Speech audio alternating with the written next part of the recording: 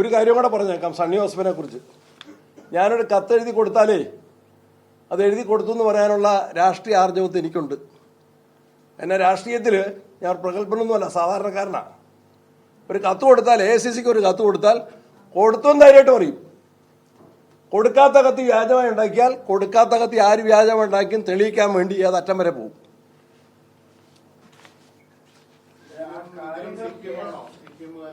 നോക്കട്ടെ, കാഫിർ സ്ക്രീൻഷോട്ട് ആരാ നിങ്ങൾ പറ. കാഫിർ സ്ക്രീൻഷോട്ട് ആരാ ഉണ്ടാക്കിയത് അത് പറ. നിഷേധിക്കാൻ കഴിയോ? എന്തോ ഹൂഎവർ ദേ മേ ബി, ആരാണെങ്കിലും തെളിയിക്കാനാ ഞാൻ പറഞ്ഞു. ഞാൻ വെല്ലുവിളിക്കുക ഗവൺമെന്റിനെ. അവരും കുറച്ച് ഒട്ടിച്ചല്ലോ, വെല്ലുവിളിക്കുക അത് തെളിയിക്കാൻ. ആ ബുദ്ധിമുട്ടുണ്ട്, നിങ്ങൾക്ക് ബുദ്ധിമുട്ടുണ്ടോ? ഒരാശയക്കുഴപ്പമില്ല. ഒരു കാര്യം ചോദിച്ചോട്ടെ, എന്റെ പേരിൽ നിങ്ങളുടെ പേരിൽ കത്ത് വന്നാൽ, നിങ്ങളുടെ പേരിൽ ഒരു കത്ത് വന്നാൽ അത് വ്യാജമാണെന്ന് പറഞ്ഞ് നിങ്ങൾ പരാതി കൊടുക്കുന്നു. ആർക്കാ പരാതി കൊടുക്കുന്നത്? കേരളത്തിലെ പോലീസിന്റെ ഏറ്റവും ചീഫിനാ പരാതി കൊടുക്കുന്നത്. അവരെല്ലാ സംവിധാനം വെച്ച് അന്വേഷിച്ചോട്ടെ. തെളിയിക്കാൻ വെല്ലുവിളിക്കുന്നു. അത് തെളിയിച്ചാൽ എൻ്റെ ഒപ്പാണ്. ഞാൻ ആ കത്ത് കൊടുത്ത് തെളിയിച്ചാൽ ഇനിയിപ്പോൾ ഞാൻ ഇലക്ട് ചെയ്യപ്പെടുന്ന എൻ്റെ വിശ്വാസം. MLA സ്ഥാനം ഒഴിവാക്കിയേക്കാം, രാഷ്ട്രീയം അവസാനിപ്പിച്ചേക്കാം. I challenge. അതാരാ ഉണ്ടാക്കിയ മറ്റൊരു കാഫിർ സ്ക്രീൻഷോട്ട്, അത് വില പോവില്ല.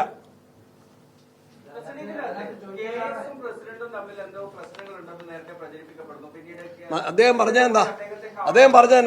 നിങ്ങളെ വീട്ടിൽ വെച്ചല്ലേ, അദ്ദേഹത്തിന്റെ വീട്ടിൽ വെച്ചല്ലേ നിങ്ങൾ എനിക്ക് സണ്ണിയോട് പ്രേമെന്ന് പറഞ്ഞു. ആ ആയിക്കോട്ടെ, എനിക്കൊന്നും പറയാനില്ല. ഒരു പ്രശ്നം ഉണ്ടെങ്കിലേ തീരും. ഒരു പ്രശ്നവും തീരണ്ടേയില്ല. ഒരു പ്രശ്നം ഉണ്ടെങ്കിലേ വെറുതെ പോയിട്ട് അതിനെക്കുറിച്ച് തന്നെ ഞാൻ പറയുന്നത്. അത് നിങ്ങളാണ് മനഃപൂർവ്വം ഉണ്ടാക്കുന്നത്.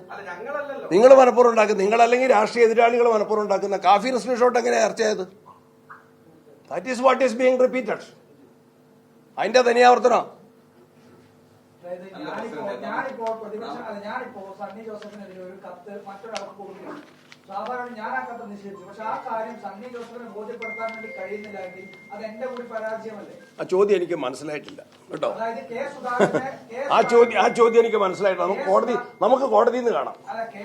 ആരെയും ബോധ്യപ്പെടുന്ന കാര്യമല്ല. ഞാൻ എന്റെ കാര്യമാണ് പറഞ്ഞത്. ഞാൻ ആ കത്തിന്റെ ഉത്ഭവം അത് വ്യാജമായി ഉണ്ടാക്കിയതാണ്. ആ കത്ത് ആരുടേതാണെന്ന് തെളിയിക്കാൻ കേരളത്തിലെ പോലീസ് സംവിധാനത്തെ ഒന്ന് ഞാൻ ആവശ്യപ്പെട്ടു, രണ്ട് ഞാൻ വെല്ലുവിളിക്കുന്നു.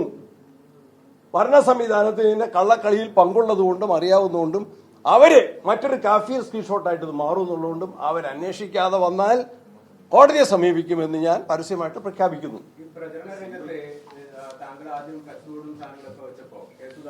അതൊന്നും ഞാൻ ഉത്തരം പറയാനല്ലോ. ഫ്ലക്സ് ബോർഡും കാര്യമൊന്നും ഇപ്പൊ ഉത്തരം പറയാൻ. വേറെന്നുണ്ടോ? വേറൊന്നും ചോദിക്കാനുണ്ടോ?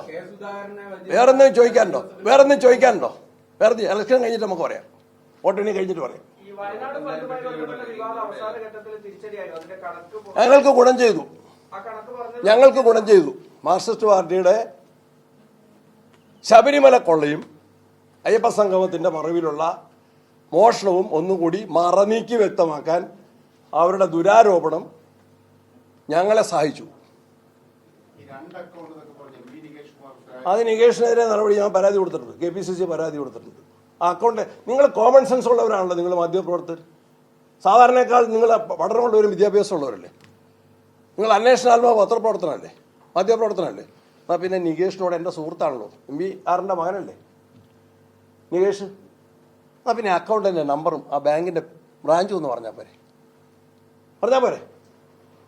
If he is having the details, he should have furnished the details. കളവെന്ന് പറയും കേട്ടോ.